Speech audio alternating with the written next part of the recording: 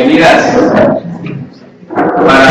Para los que no me conocen, me quiero presentar con ustedes. Mi nombre es Eduardo Manzanera Retana. Soy el coordinador de posgrados de Universidad de las Naciones. Bienvenidas y bienvenidos a la Universidad de las Naciones. Para los que ya nos conocimos el mes pasado, hola otra vez.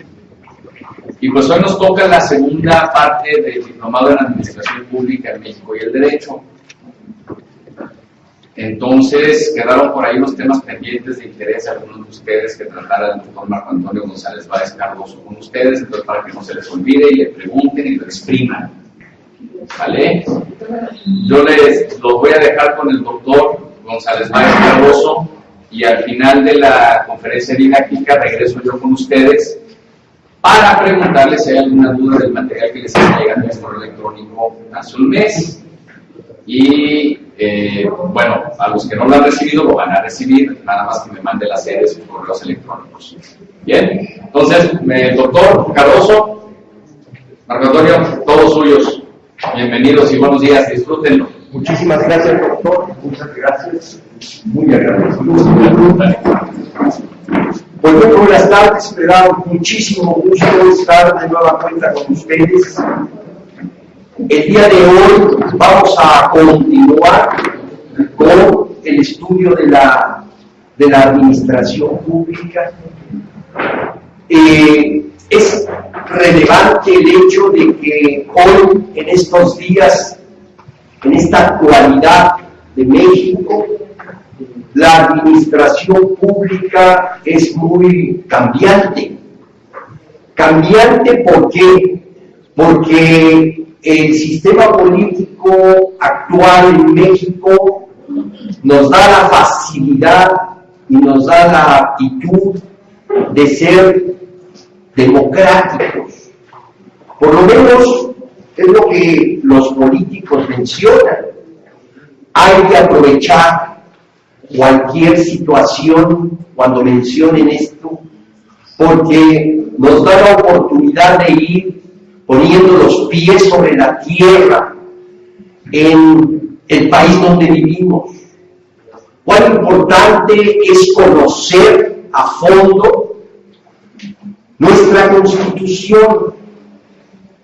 Y digo a fondo porque ahora vamos a volver a conocerla a fondo, en razón de que nuestra Constitución acaba de sufrir una modificación realmente muy relevante,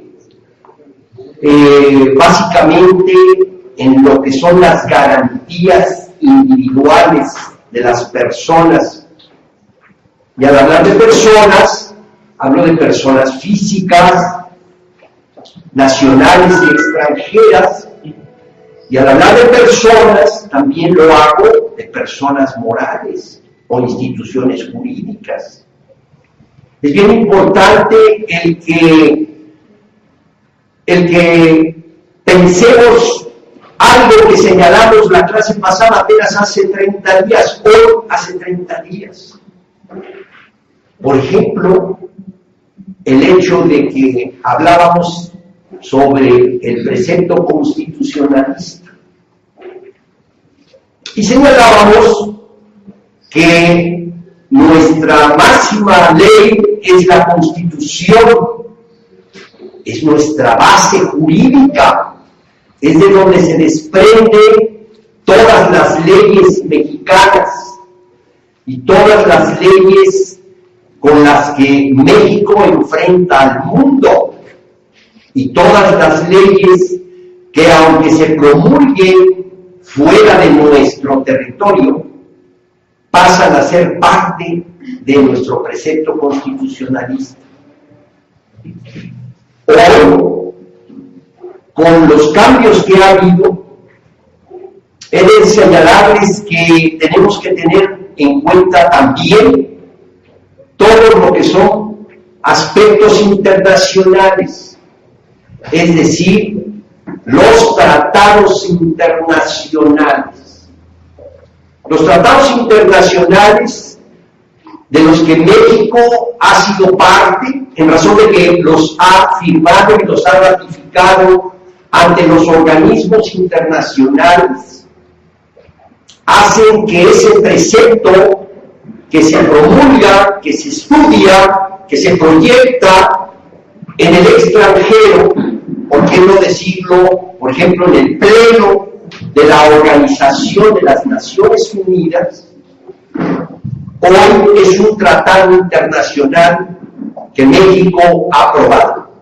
Por ejemplo, el tratado internacional respecto a la tortura. La tortura hoy en México, y a raíz de ese tratado internacional, es un delito no grave, gravísimo. El delito de tortura es un delito del crimen organizado. Es un delito del orden federal, que cuando alguna persona lo comete, tiene que ser sujeto de una investigación minuciosa, ministerial, tanto del fuero del Estado como del fuero federal.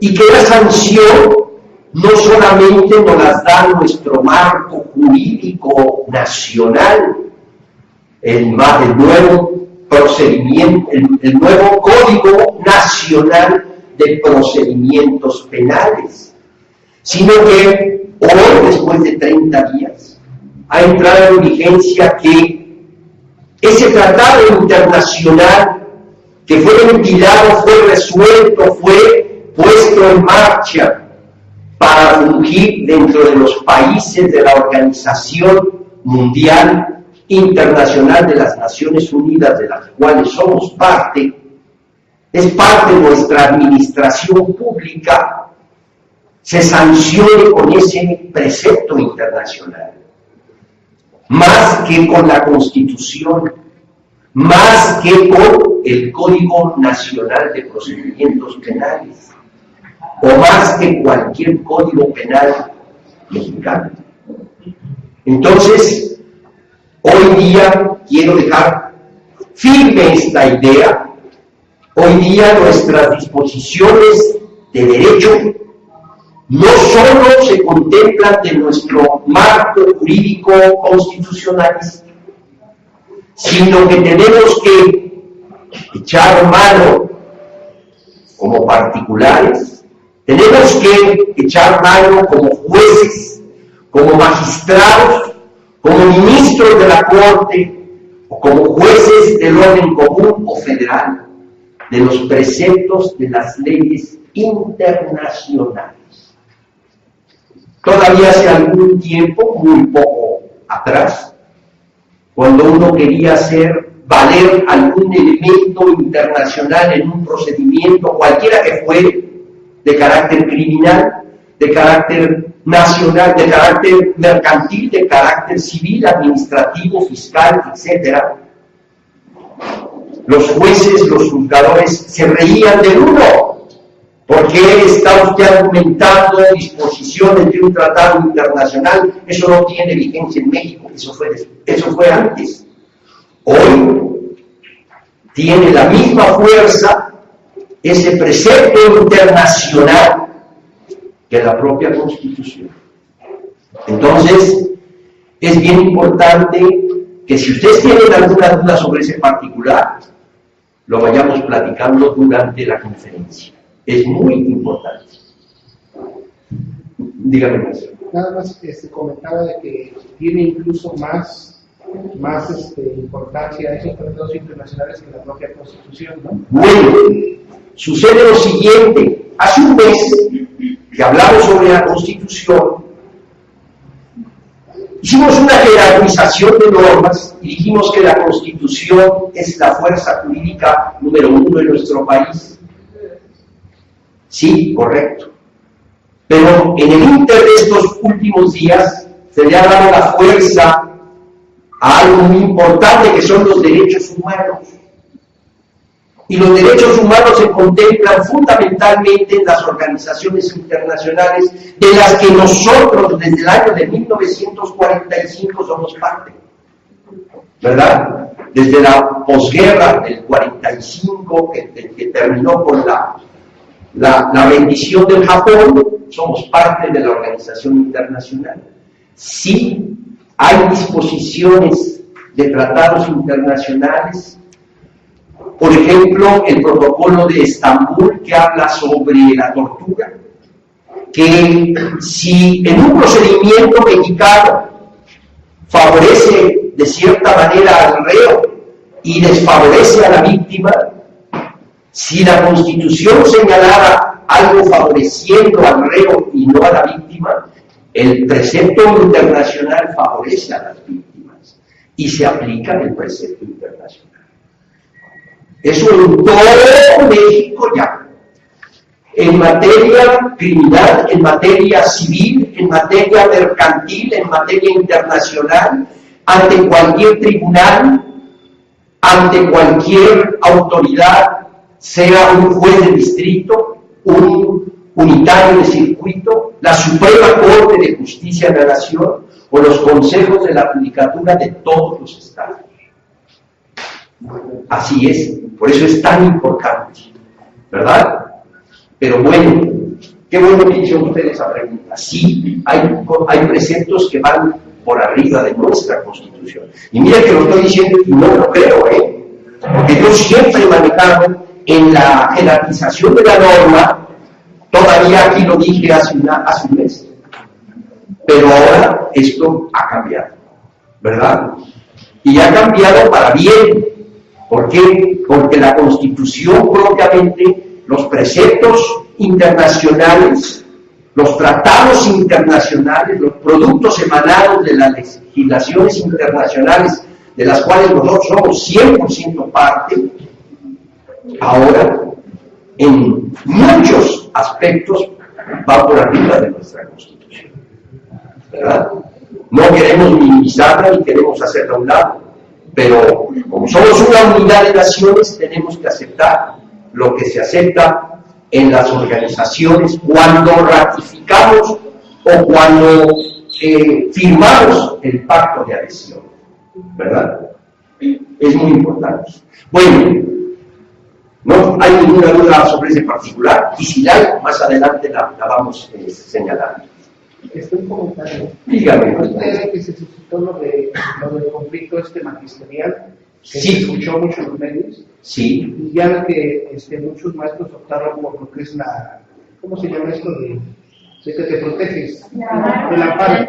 Sí. Y nos decía un abogado de que no nos preocupáramos porque precisamente hay tratados internacionales que nos protegen en ese aspecto. Entonces, como que pues, igual que usted, como dice usted, le damos más peso a la Constitución y no creíamos lo que nos decía ese abogado.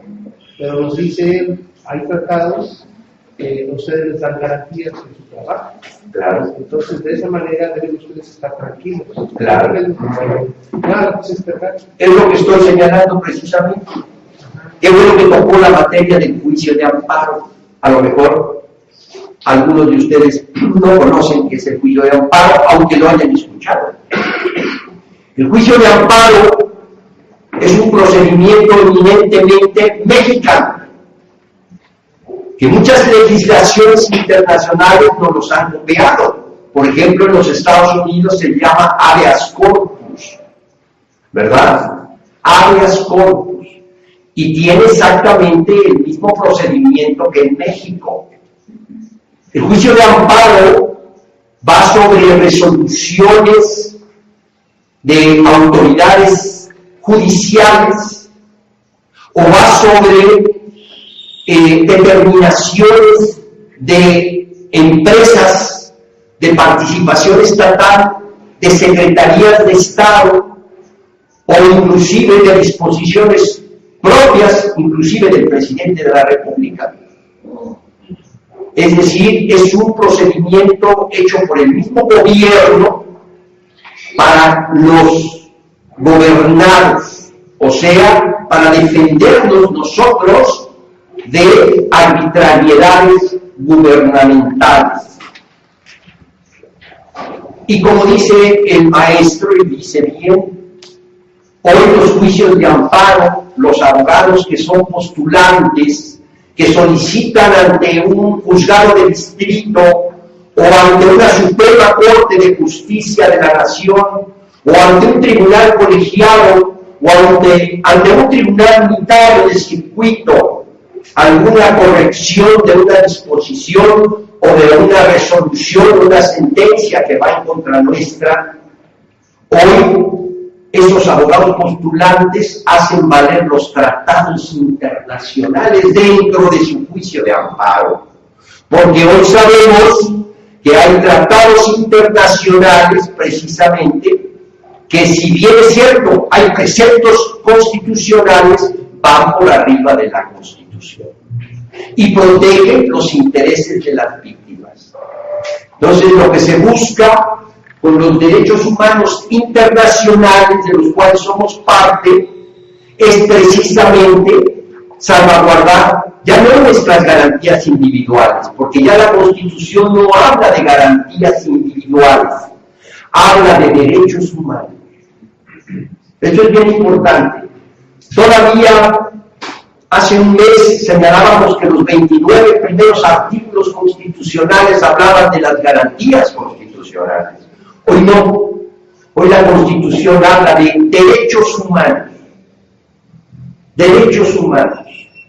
Y quiero decirles una cosa, focaliza mucho el derecho humano de la discriminación a la mujer, y más en México. Maestro, dígame usted. A propósito de la clase anterior, mencionamos que con la modificación de esto juicio de amparo que se hizo con la finalidad de beneficiar más a la víctima, Sí. ¿tuviese alguna cavidad en la problemática que menciona el profesor, en el sentido de el artículo que menciona que no puede ser retroactiva una ley, Sí. particularmente con esta situación que acaba de ocurrir con el magisterio? Sí, el artículo constitucional señala que a ninguna ley se le da efecto retroactivo en perjuicio de persona alguna. Y hasta ahí se queda el artículo. A ninguna ley se le da efecto retroactivo en perjuicio de persona alguna. Pero deja la interpretación y dice, pero sí en su beneficio. En su beneficio. Ergo, los tratados internacionales benefician a la víctima, ¿verdad? La beneficia, no la perjudican. No hay tratados internacionales hechos para perjudicar a nadie. Todos están hechos de buena fe para beneficiar a las personas físicas y a las personas morales también, ¿verdad? Porque aunque son derechos humanos, también engloban a las empresas, por ejemplo, a las universidades, a las instituciones, aunque sean personas jurídicas o sean personas morales. El derecho humano hoy, como ha sido promulgado y como está vigente hoy en nuestras leyes, beneficia a todas las personas físicas y a todas las personas morales. Y vamos más aún, dentro de la administración pública jurídica mexicana. En México se benefician los nacidos en México, mexicanos por nacimiento, los hijos de padres mexicanos nacidos en el extranjero, ¿verdad? Pero también se les beneficia a las personas morales, pero también se les beneficia a los extranjeros que están en territorio nacional. Y también, y esto es peculiar del territorio nacional, al extranjero indocumentado, cosa que en otros países no se le beneficia al extranjero indocumentado. No vamos muy lejos, en los Estados Unidos no se le beneficia a ningún extranjero indocumentado.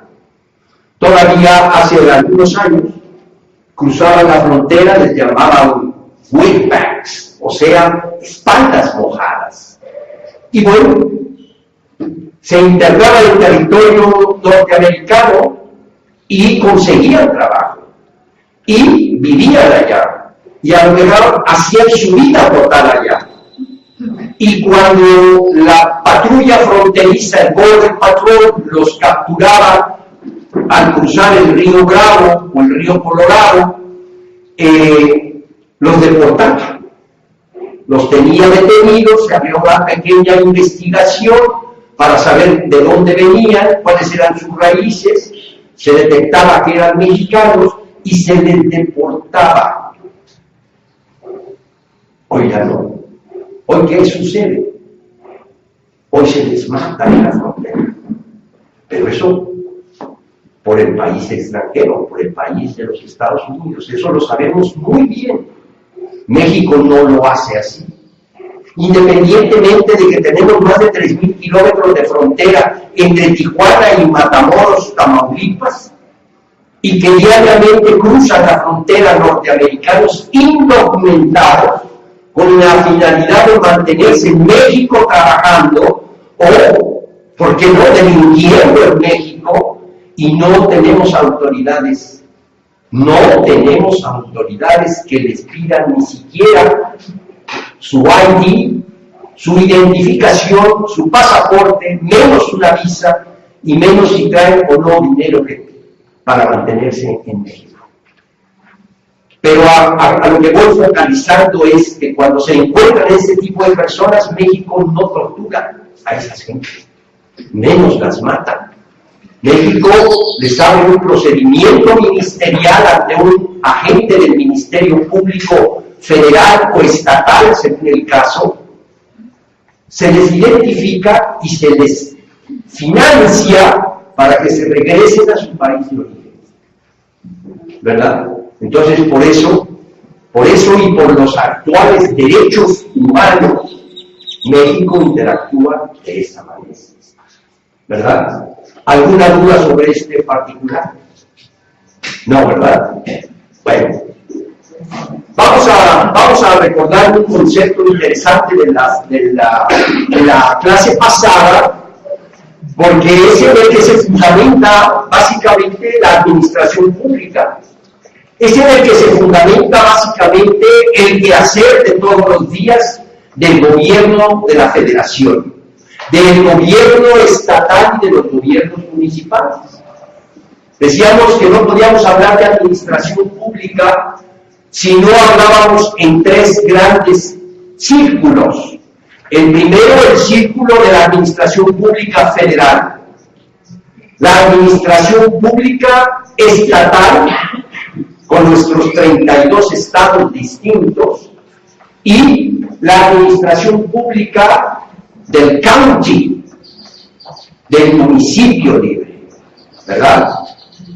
¿Por qué digo county? No sé si en la clase pasada les señalé que nosotros, la Universidad de las Naciones, tenemos la obligación por parte de la Secretaría de Educación Pública y por parte del gobernador de Veracruz, que en nuestras maestrías y nuestros doctorados manejemos dos idiomas, el español y el inglés. Entonces me van a escuchar algunas veces decir algunas palabras en inglés y se las voy a traducir para que sepan qué quiere decir, ¿verdad? Por ejemplo, ahorita dije county. County es municipio, ¿verdad? The Free County, el municipio libre. Entonces, vamos a hablar sobre el estado de Veracruz. El estado de Veracruz, dentro de nuestra administración, bueno, podemos señalar que es uno de los estados más políticos, más bien desarrollados en cuanto al quehacer diario en su administración pública. Hemos de destacar la figura fundamental de los tres poderes,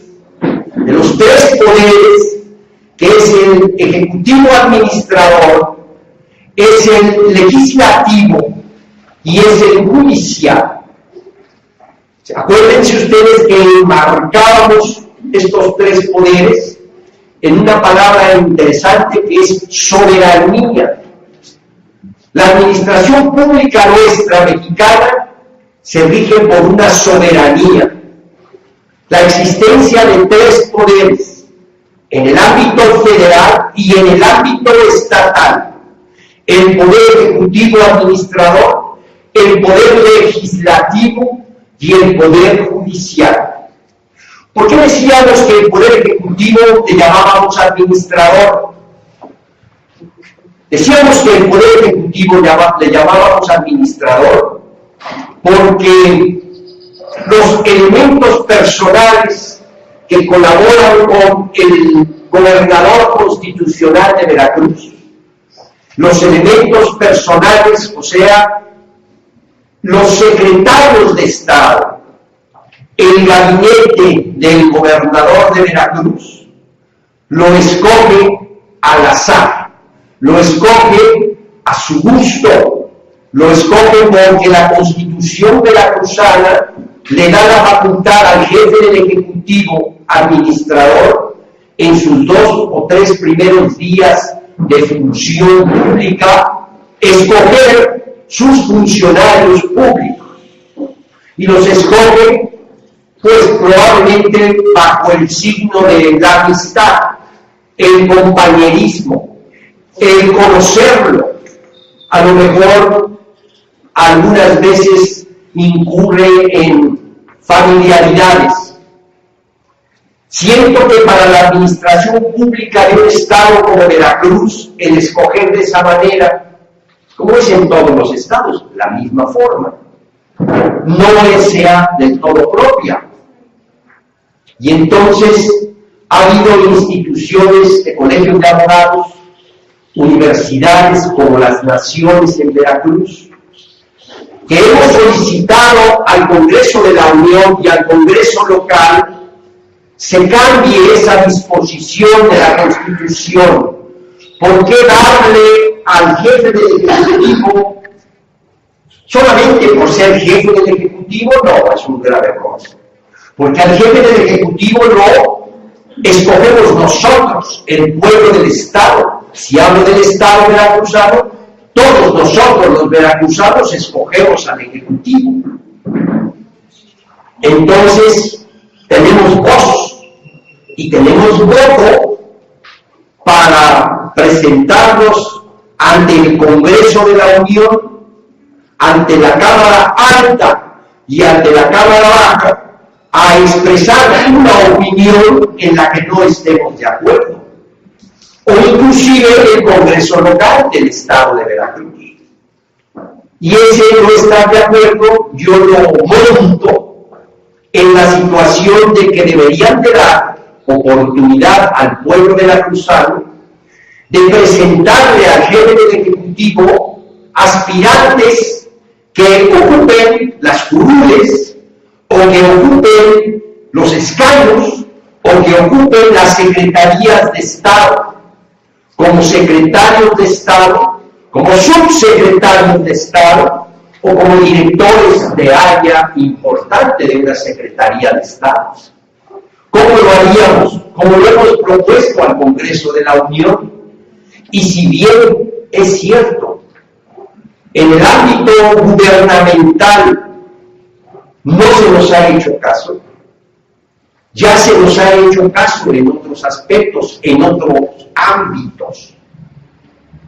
Primero voy a lo que quiero señalar.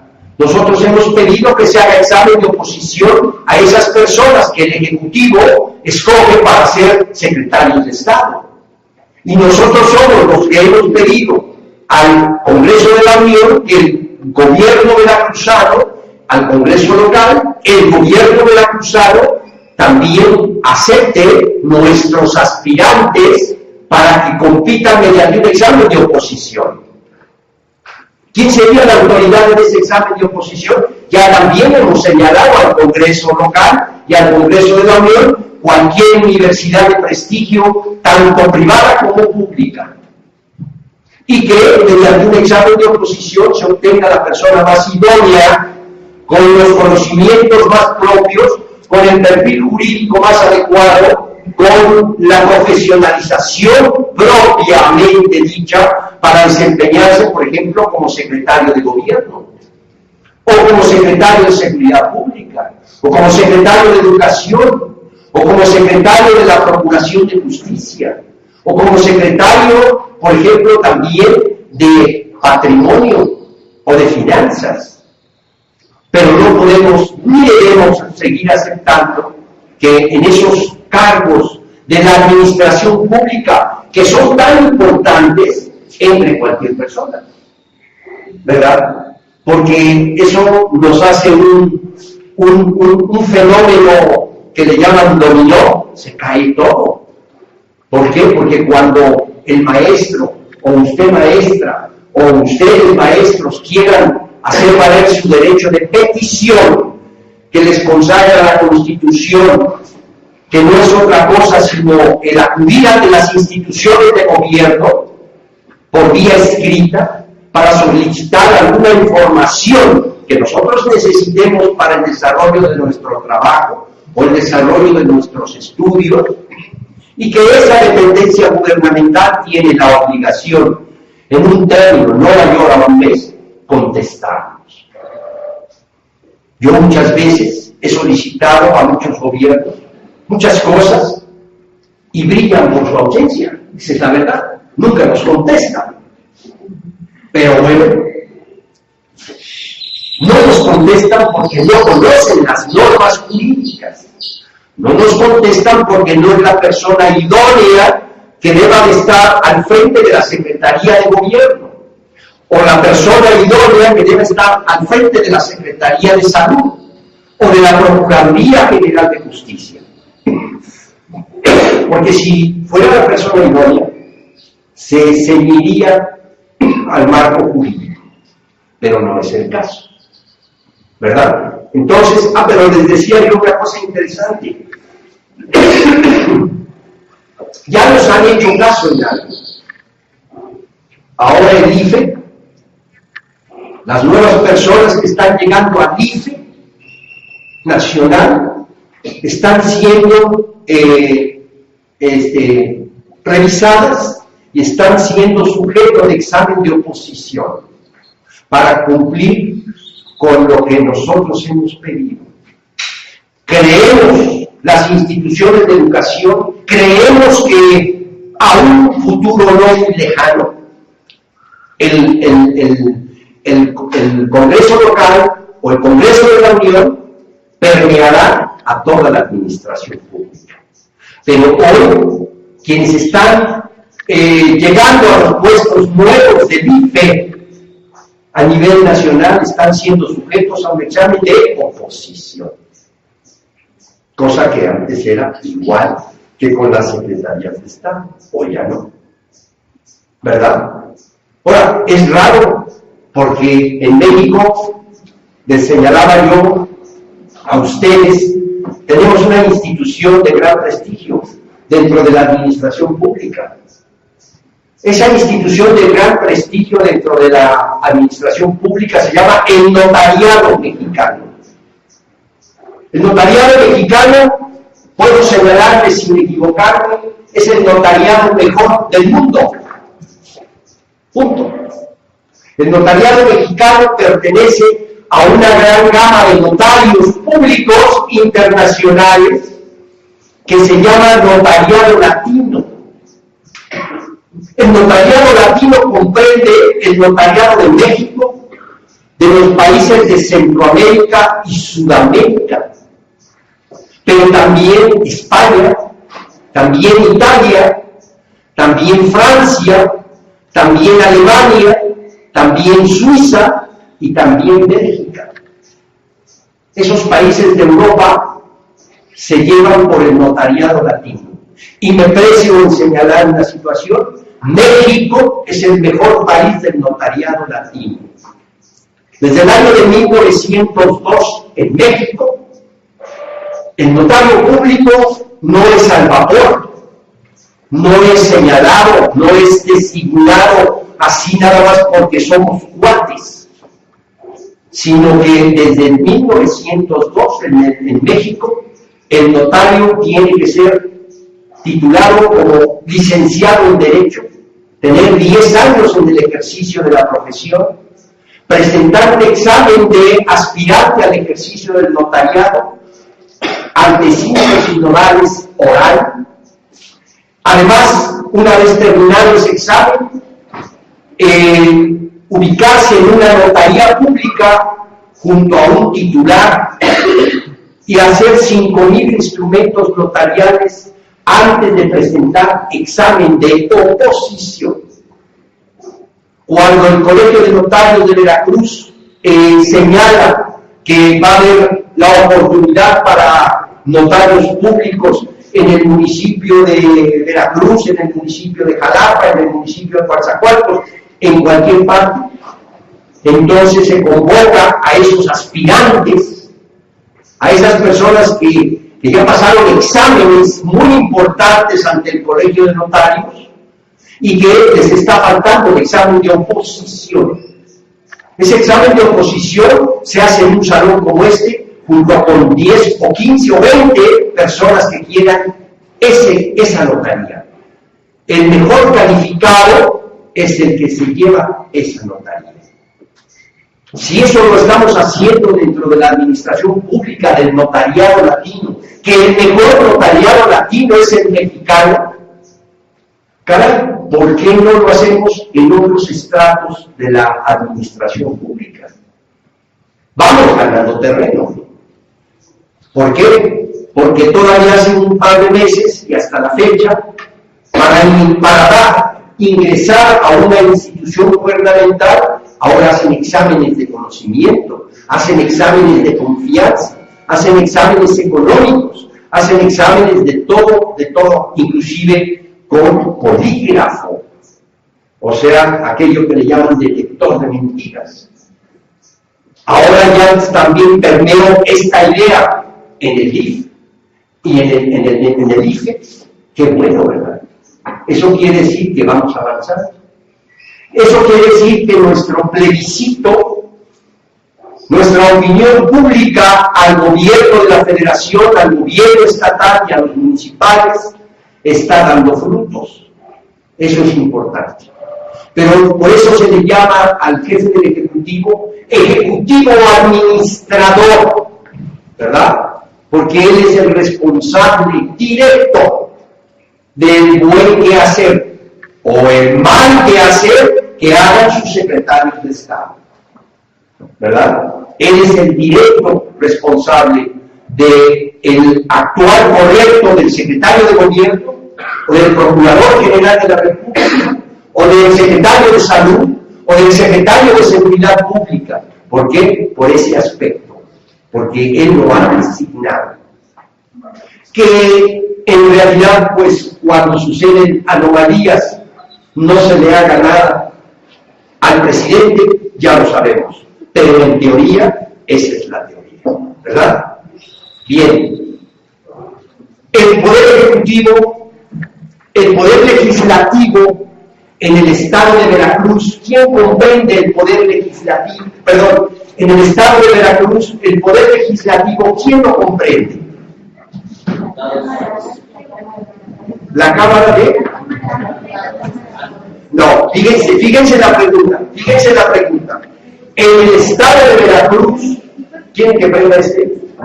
En el estado de Veracruz, ¿quién comprende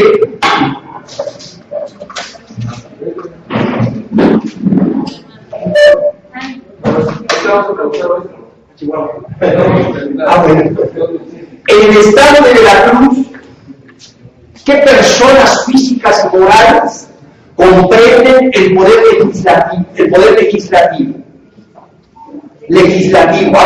Leyes. ¿Quién comprende el poder legislativo de nuestro estado veracruzano? El Congreso del Estado, los diputados estatales, los diputados locales, los diputados que en cada municipio hemos escogido nosotros los veracruzanos para que nos representen a nuestro municipio precisamente en el Congreso local, en el Congreso, en la Cámara Baja, en la Cámara de los Representantes. Si yo hablo Cámara de Representantes, cuando ustedes escuchen el término de Cámara de Representantes, sepan que se trata de la Cámara de Diputados, ¿verdad? Cuando ustedes escuchen el término de la Cámara Alta, sepan que se trata del Senado de la República. En el estado de Veracruz, nuestro poder legislativo Ay, qué sabroso. Se comprende ¿de qué? De la Cámara de Representantes, diputados locales, diputados por cada municipio de Veracruz, que representan a quién, a la ciudad de Huatusco, nuestros representantes en Veracruz, nuestros representantes, nuestros diputados, solamente a la ciudad de Huatusco, a todas las ciudades, pero también a todas las personas físicas, muy importante, ¿verdad? Y entonces los senadores de la República representan ¿qué? Los intereses de ¿qué? De las personas morales.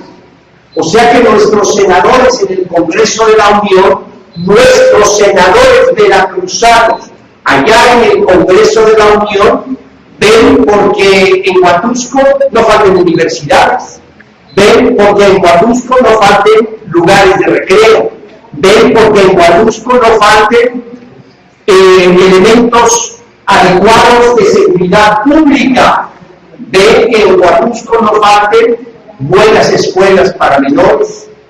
Esa es la función del senador. Ven que en Huatusco no haya delincuencia, ¿verdad? Pero entonces ven por las personas morales, ¿verdad? Así como Huatusco, así por Veracruz, así por Coatzacoalcos, así por las ciudades en sí como ciudades. ¿De acuerdo? Dígame, maestro. Doctor, yo considero que los senadores y diputados federales son los que van a ver, a modificar ciertas leyes, ciertos artículos y también proponer, ¿no? En su caso sería más que nada gestores para los diferentes estados y municipios, ¿no? Claro, claro.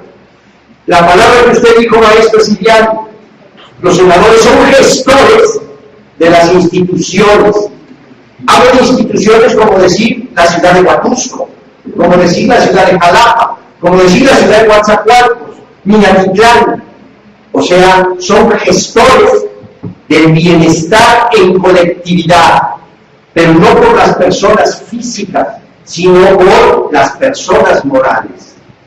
Que la ciudad de Huatusco sea una ciudad segura, que la ciudad de Jalapa sea una ciudad segura.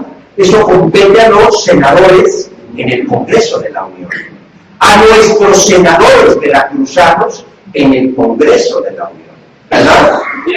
Bien, decíamos que el poder legislativo en el estado de Veracruz se comprende por nuestros representantes, son diputados locales, pero también se comprende por la función que hace el jefe del Ejecutivo, cuando tiene que leer, aprobar o reprobar una ley, una disposición, una modificación o un decreto. Cuando ya el jefe del Ejecutivo lo promulga, quiere decir que ya entra en vigencia. Ello hace el poder legislativo en el estado de Veracruz. En el estado de Veracruz se crean leyes internas que se llaman leyes domésticas, que son solamente para el estado de Veracruz. Por ejemplo, el Código Penal veracruzano, por ejemplo, el Código Civil veracruzano. Iba yo a decir, por ejemplo, el Código de Procedimientos Penales veracruzano. No, ya no, o sea, ya no se va a promulgar en ningún estado ningún Código de Procedimientos Penales. Porque antier la Federación acaba de acordar la promulgación del Código Nacional de Procedimientos Penales. Quiere decir que ahora estamos uniformados en el procedimiento con todos los estados de la República. Ya nuestro Código Procesal Penal ya no funcionará. ¿Por qué? Porque ya tenemos un Código Nacional de Procedimientos Penales. Entonces, esa ley doméstica salió ya del dominio público del Congreso del Estado veracruzano. Entonces, ahora nuestro Congreso se va a dedicar a modificar el Código Civil, a realizar modificaciones, a realizar modificaciones al Código Procesal Civil, pero ya no al Código de Procedimientos Penales. ¿Por qué? Porque ya estamos unificados con toda la federación para que en materia de procedimiento penal haya un solo código.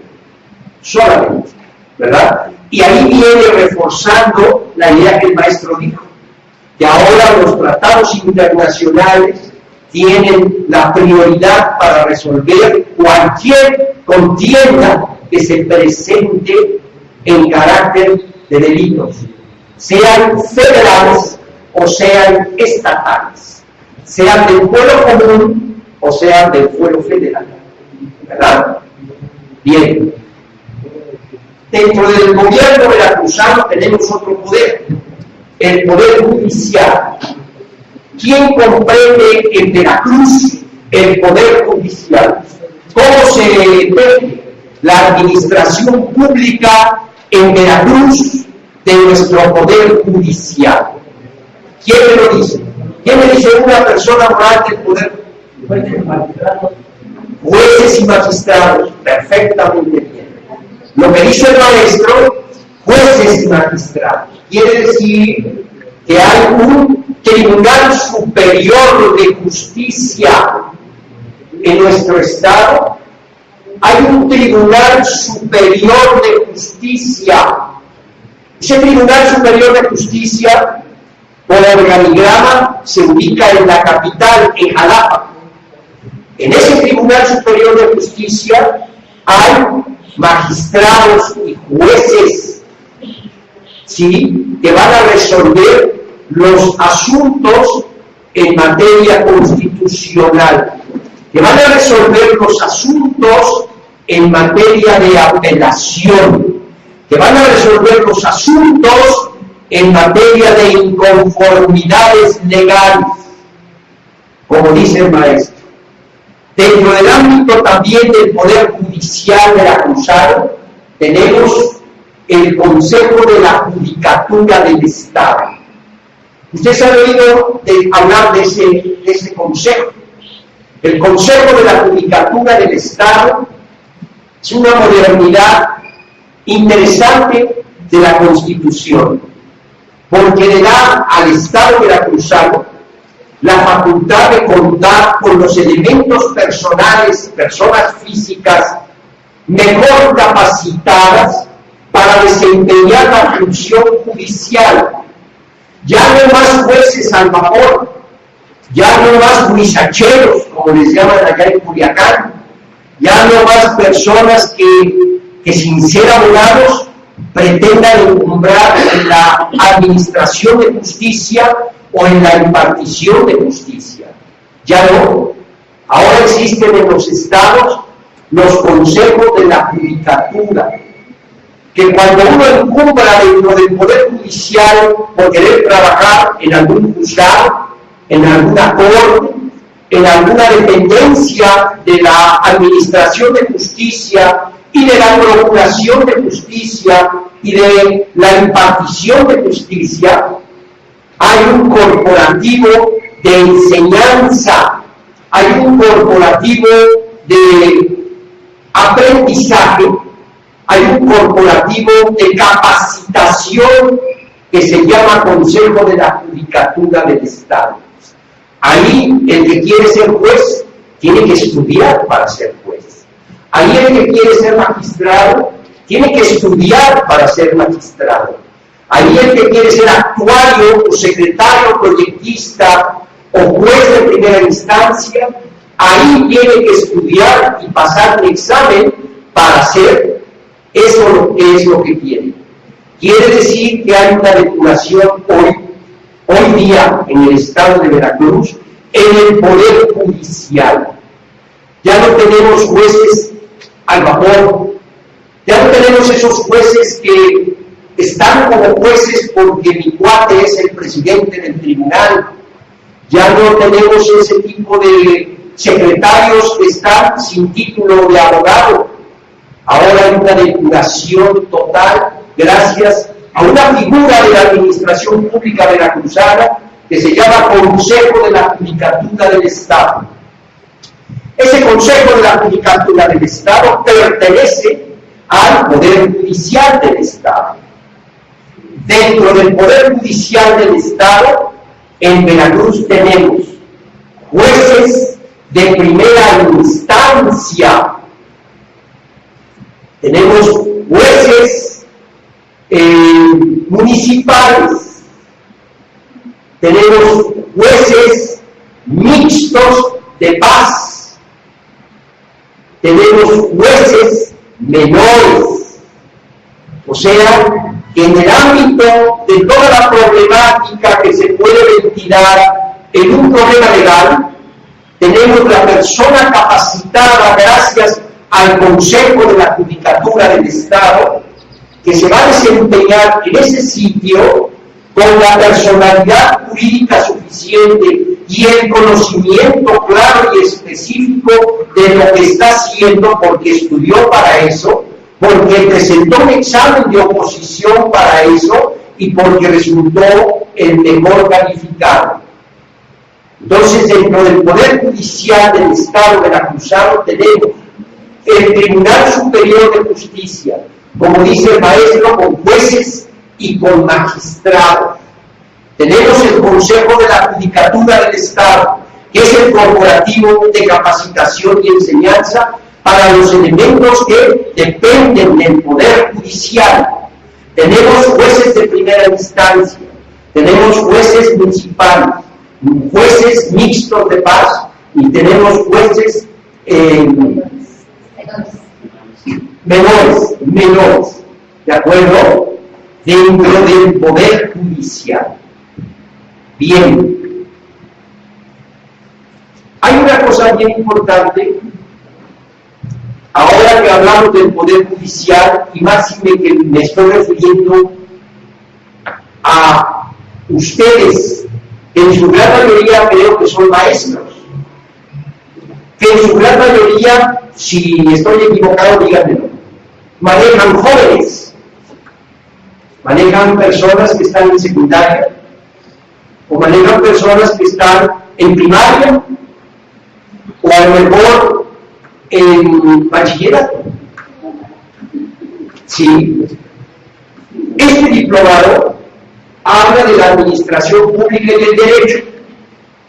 Todavía el día de antier platicaba yo con el señor rector y sabía que venía yo a dar mi cátedra aquí a Huatusco. Y como es administración pública y derecho, y como ustedes manejan el ámbito de la juventud, o lo que le llaman the justice, la justicia de jóvenes, ¿verdad? Ustedes son maestros de jóvenes. Me pidió hacer una semblanza de la nueva ley criminal para menores infractores. ¿Quién conoce esa ley criminal para menores infractores del Estado de Veracruz? De aquí, levante la mano quien la conoce. Nadie la conoce, pero todos ustedes manejan jóvenes, ¿verdad? Todos. Entonces me pidió que en el ámbito del derecho les hable yo sobre la ley de responsabilidad juvenil. Así se llama, y se le debe el nombre al gobernador Fidel Herrera Beltrán. El gobernador Fidel Herrera Beltrán, en sus facultades propias de legislar y promulgar leyes, el día 8 de julio del 2008, promulgó para Veracruz,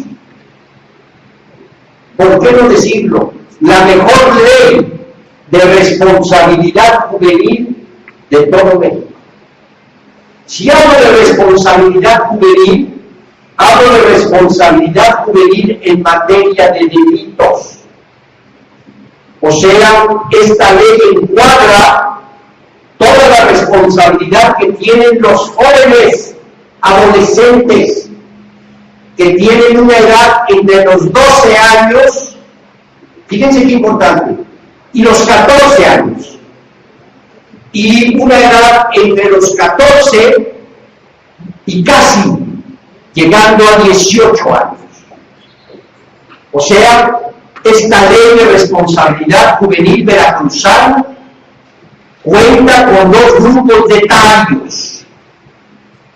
Aquellos jóvenes adolescentes, niños, que tienen una edad entre los 12 y los 14 años, y aquellos que tienen una edad entre los 14 y los 18 años. Y ustedes dirán, bueno, ¿qué hay con aquellos que tienen 3 años, 4 años, 5 años, 6 años, 8 años, 9 años, 10 años, 11 años? ¿Qué sucederá con ellos si cometen algún delito? Fíjense, qué buena pregunta. Y ustedes me van a contestar. ¿Qué sucedería en el estado de Veracruz si un menor de 10 años, vamos a decir de 9, que ya los ven así grandotes, porque en nuestro estado pues se desarrolla la gente con mucha fuerza, un joven de 9 años, así grandote, que asesinara a una persona? ¿Qué sugiere? Maestra, ándele, a ver, díganos por qué no le hace nada. Qué bien. Si quiere, maestra, pase aquí para que la tome la cámara. Bueno. Muy bien, la felicito. Dice usted no le hace nada. ¿Por qué no le hace nada? Porque nos refiere a la anciana del menor, que así lo van a matar al maestro. No le hace nada por los derechos que lo protegen. Y también no podían ni siquiera ponerse, amarrarlo, nada. Iba a lograr el muchacho y no hicieron nada. Absolutamente. ¿Qué edad tenía? 12 años. 12 años cumplidos. 12 años cumplidos. Bueno, ahí discrepo. Le voy a decir por qué. La ley de responsabilidad juvenil tiene dos tipos de etarios, o sea, a quienes se le focaliza la norma legal cuando a un joven adolescente de primaria, secundaria o bachillerato comete un delito. Y estos etarios van de 12 años a 14 y van de 14 a casi 18 años. Un día, un minuto antes de cumplir 18 años. Yo creo que el caso de usted, maestra, debe haber sido licenciada. Yo creo que el caso de usted debe haber sido un poco menor de los 12 años, debe haber sido de 11, porque lo que usted dijo es la ley. Aquellos jóvenes adolescentes, ahorita le doy el uso de la voz, aquellos jóvenes adolescentes que en nuestro estado delinquen, pues hombre, claro, voy a señalar, de la edad 0 a la edad de 11 años, si hayan cometido el delito que hayan cometido, asesinato, homicidio calificado, robo, daños, lo que sea, no se les procesa. No se les puede procesar por la edad. Simplemente se les recomienda a sus padres que tengan cuidado del menor. Pero me dirán ustedes, pero si mató a mi vecino, lo siento mucho. La ley veracruzana de responsabilidad juvenil, y esto lo enfatizo porque ustedes manejan estos jóvenes a estas edades. Aquel joven que haya delinquido entre la edad 0 a la edad 11, se le tiene que poner en posesión de sus padres. Jamás nunca la autoridad que lo haya detenido lo podrá esposar. Jamás menos la autoridad que lo ha detenido lo podrá tener encerrado. Lo tendrá que tener en una mesita, en una silla, a espera de sus padres. Ergo, no se le puede procesar. Si no tiene padres en menor de edad, hay una institución de la Administración Pública Veracruzana de gran calidad que se llama DIF, y ahí se pone a disposición del DIF a ese joven. ¿Para qué? Para que se le den consejos, para que se le cuide, para que se le alimente, para que vaya a la escuela, para que el gobierno estatal pague sus tuitions, sus gastos. ¿Sí? De edad 0 a edad 11 años.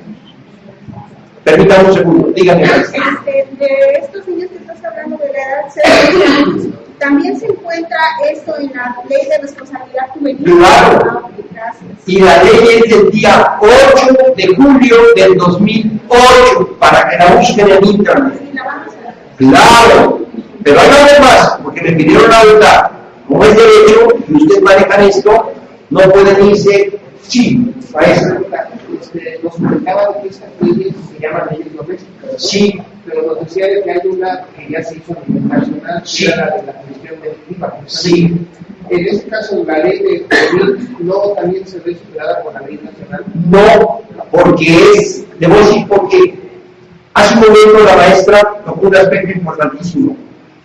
La ley de responsabilidad juvenil a nivel mundial favorece, prevalece, auxilia, vigila y ve por los menores. O sea, antes que nada, hay que vigilar, hay que ayudar, hay que auxiliar, hay que privilegiar al menor de edad. Oye, pero si asesinó a una persona, a una monjita, lo siento mucho, hay que privilegiarla. Y esta ley de responsabilidad juvenil veracruzana, que es la mejor estructurada de todas las leyes de responsabilidad juvenil de cualquier estado, es la mejor estudiada, es la que ha tenido más reformas para adecuar a las necesidades veracruzanas. No queda afectada por el nuevo Código Nacional de Procedimientos Penales. No queda afectada. Pero ¿cómo la vamos más allá? Aquel joven de 11 años, pues por su edad, lo pone a disposición de su padre, de su madre. Aquel joven de 11 años que no tiene ni padre ni madre, lo ponen a disposición de ti. En lugar de darle una sanción, lo vamos a beneficiar con darle comida, darle educación, darle capacitación, darle instrucción y privilegiarlo. ¿Por qué? Por su edad.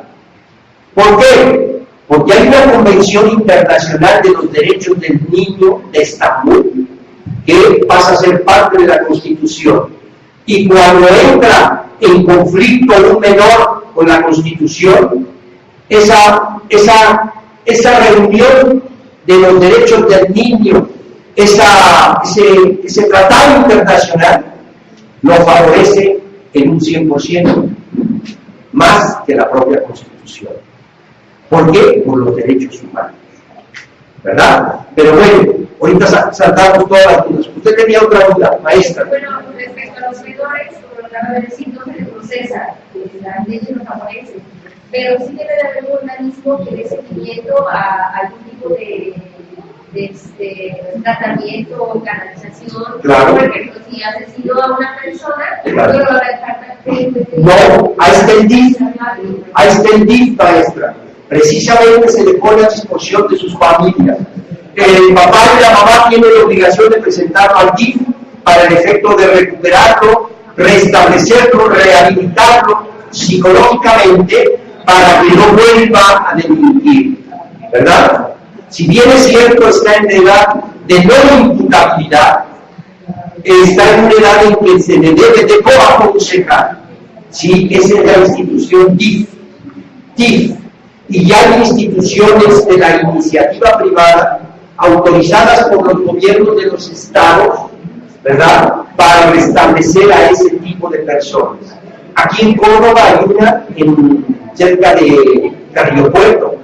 En Veracruz, en el pueblo, en Boca del Río hay otra. En Tantoyuca hay otra. Y así se han abierto. Pero fundamentalmente el DIF. Dígame, maestro.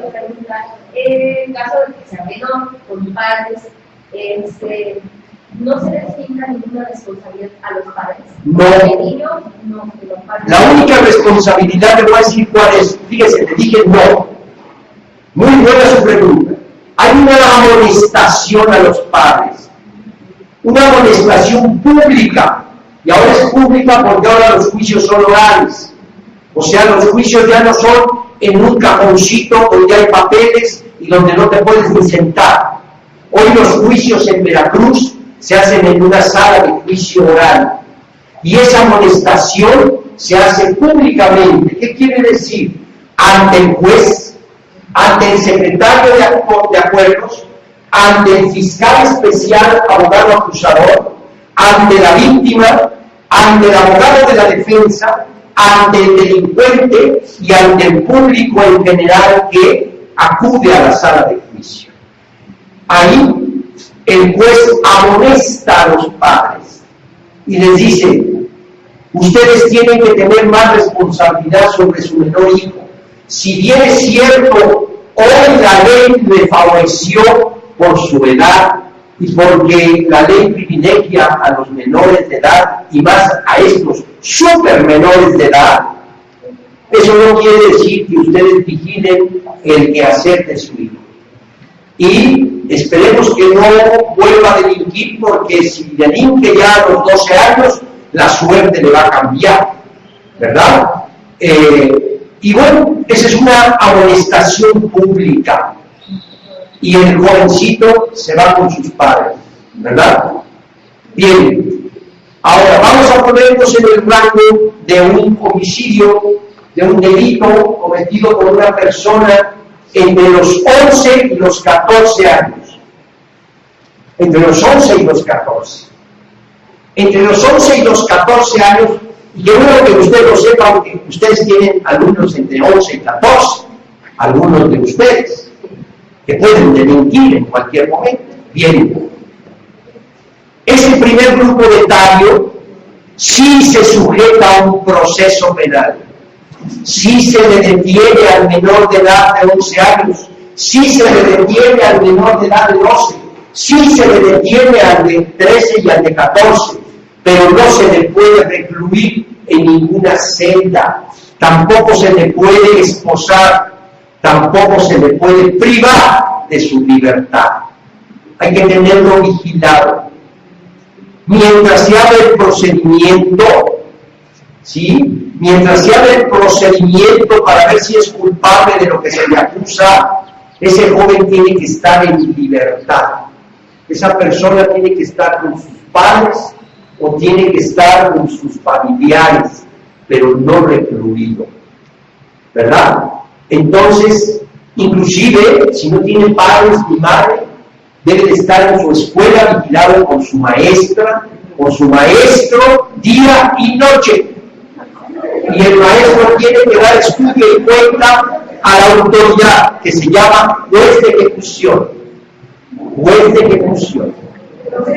Pero para llegar la cría dijo, si tu maestro quiere llegar y llevar el educar más allá, que no se le puede hacer aquí nada al niño, debes de ir a poner tu queja a Palmasola. Allí en Palmasola te van a dar fechas en que tienes que venir y también el niño con sus papás. Pero si los padres no pueden ir para la fecha y tú si vas, se sigue el juicio, pero se le prolonga.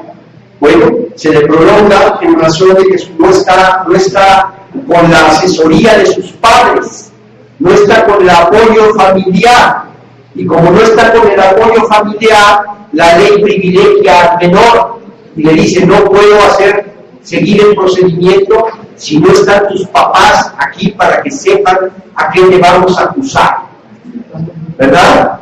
Pero sí es materia de procedimiento, sí se abre una averiguación previa y sí se abre un juicio oral en contra del menor de 11 años a 14. Pero cuando se le dicte una sentencia por la muerte intencional de un compañero de escuela, por la muerte intencional de su maestra, ¿por qué no? Se da el caso de la muerte intencional de la señora con la que vive en su casa, que le dio la facultad de que viviera porque no tenía dónde vivir. Todos estos casos son reales, ¿eh? No estoy inventando, Fíjense los casos reales para que ustedes que cuidan, custodian menores sepan la ley veracruzana. Para aquellos jóvenes entre los 11 y los 14 que cayeron por el homicidio de la persona que se acomidió por ellos y le dijo, mira, ven aquí a mi casa, aquí vives, aquí lavas tus trastes, haces algo, yo te doy de comer y aquí estás. Y de buenas a primeras le cayó mal a la señora y bolas. ¿Qué tal? Intencionalmente. Bueno, ok. O simplemente porque en una riña en la escuela le metió una puñalada a su amiguito, ¿verdad? Y lo mató. Bueno, esos casos son de todos los días. ¿Sí? Bueno, ese joven va a llevar un proceso. Ese joven de 11 a 14 años, en libertad, no se le puede recluir. La ley lo prohíbe, la ley veracruzana. El marco jurídico de la Administración Pública Penal en Veracruz prohíbe internar, detener o sostener o retener a un menor de edad de 11 a 14 años. Y ustedes se preguntarán, bueno, y cuando lo sentencie el juez, ¿qué va a hacer? Bueno, le va a dar una sentencia en libertad. ¿Cómo es una sentencia en libertad? Sí, libertad vigilada. Fíjense ustedes, porque ustedes tienen los casos en sus manos, manejan este tipo de jóvenes. Libertad vigilada. ¿Qué quiere decir libertad vigilada? Libertad vigilada es que vas a casa de tus padres, tienes la obligación de matricularte en la escuela, tienes la obligación de sacar excelentes calificaciones durante todo el tiempo de la sentencia. Una libertad vigilada no puede darse por un término mayor a 3 años. ¿Sí? Cumplió su libertad vigilada, eres chino libre. Estás en libertad total. Esa es una libertad vigilada. Otra sentencia en libertad. Reestructuración de la víctima y el victimario. Es decir, le robaste a tu amiguito en la escuela, le robaste todo el dinero de la colegiatura. Ah, bueno, entonces se lo vas a devolver y le vas a pagar un spread, un interés que se llama reparación del daño, para el efecto de ¿qué? De que cumplas con tu sentencia. Fíjense, otra sentencia de jóvenes entre los 11 y los 14 años. Trabajos forzados a una institución gubernamental sin retribución económica. O sea, limpiabotas, mozo, limpiador, pepenador, ¿verdad? Durante el término de la sentencia, que no puede ser mayor a 3 años, ¿verdad? Otro tipo de sentencia, el no poder de abandonar el país durante determinado tiempo. Otro tipo de sentencia, el no volver a compartir palabras o conversaciones o tener relación con determinadas personas. Otro tipo de sentencia para un joven de esa edad, el no conducir vehículos automotores. Ahí se acaban las sentencias en libertad.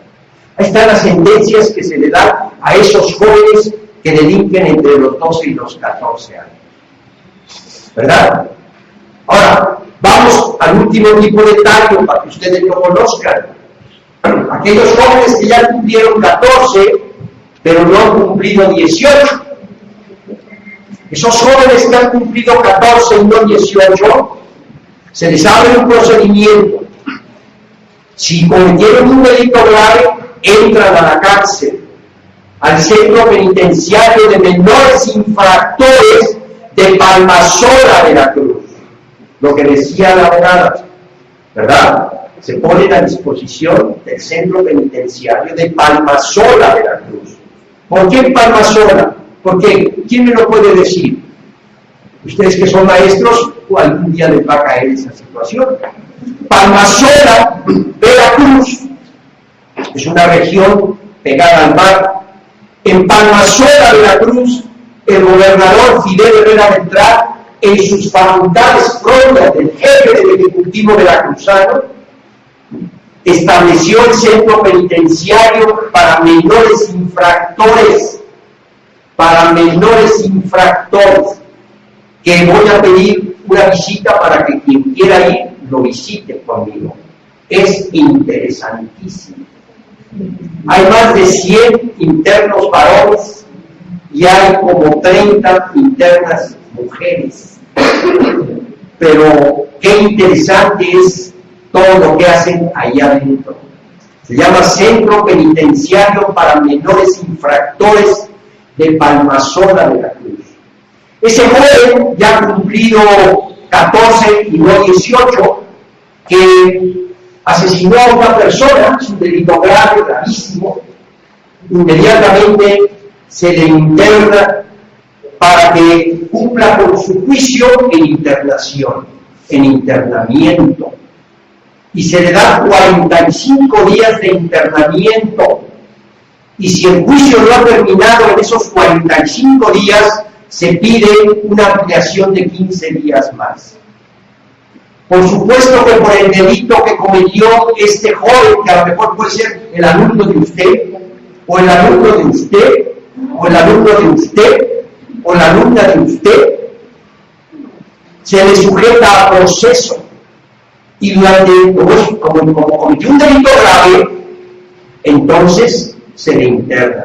Si no hubiera cometido un delito grave, por ejemplo, un robo por hambre, que le llaman el robo famélico, o por ejemplo, ¿por qué no?, una violación, ¿verdad?, en la que no se ha declarado una situación en que sí hubo consentimiento o no hubo consentimiento, en la primera audiencia el juez le da libertad. Fíjense, le da libertad y se lleva el procedimiento en libertad. Esto es en los jóvenes menores de edad. ¿De acuerdo? Bien. La sentencia va a ser una sentencia, pues, de reclusión. Si asesinaste a una persona con premeditación, alevosía, ventaja y traición, pues en el procedimiento del juicio oral te va a dictar el juez de juicio una sentencia por responsabilidad, y por tal delito que has cometido te vas 7 años a la cárcel. ¿Por qué 7 años? Porque es la penalidad máxima que se le puede dar a un menor de edad de internamiento. 7 años. Mínimo 4 años. 7 años máximo, mínimo 4 años en internamiento. ¿Sí? Bien. Esto era hasta hace un mes. Ahora, por la rebeldía tan grande que ha visto la sociedad veracruzana a los jóvenes adolescentes, esos 7 años se convierten en 10 años y máximo una penalidad de 15. Yo estoy de acuerdo totalmente, ¿verdad? Porque de lo contrario, pues estamos favoreciendo a una persona en potencia que cuando cumpla 18 nos va a decir: quítense que hay después, definitivamente, ¿verdad? Entonces, ahora, dígame eso. Yo tenía conocimiento que cuando el menor rebasaba de la edad permitida, que son los 18 años, se canalizaba ese menor a una zona de reclutamiento adecuada, ¿verdad? No. La nueva ley del licenciado Fidel Herrera Beltrán, en sus facultades de jefe del Ejecutivo veracruzano, señaló lo siguiente: las penas. ¿Quiénes se encuentran en el centro penitenciario de Palmasola? Estas personas, fíjense, y porque aquí le contesto su pregunta. Aquellas personas que están sujetas a un proceso, que tienen entre los 14 y los 18 años y cometieron un delito grave, sujetos a un proceso, ¿verdad? Se les dieron 45 días porque es lo que dura el juicio. Fíjense qué maravilla. El juicio dura 45 días. ¿Por qué? Porque ahora son juicios hablados, son juicios orales. ¿Cuánto duraba este mismo procedimiento hace 2 años? 11 años. 11 años. Hasta la sentencia.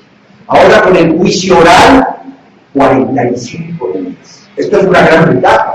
Esto es una materia propia de la administración pública positiva. Hombre, si antes me tomaba 11 años desde que detengo al sujeto en flagrancia matando a su esposa y ahora le dábamos 11 años, en 11 años dictábamos una sentencia, ahora dictamos la sentencia en 45 días. Es una gran ventaja, ¿o no es cierto? Maravilloso. Bien, ¿quiénes están en el centro penitenciario? Aquellos que están sujetos a un proceso, jóvenes, adolescentes, que van entre los 14 y los 18 años. ¿Sí? Jóvenes adolescentes, hombres o mujeres, que están en proceso.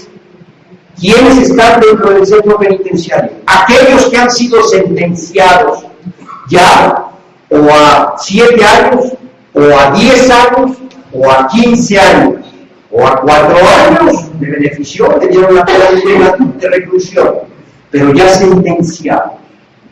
Ahí va a contestarse su pregunta. Aquellas personas que siendo adolescentes, mataron a una persona y la policía los encontró cuando ya estaban en el tercero de preparatoria y los sacó del aula.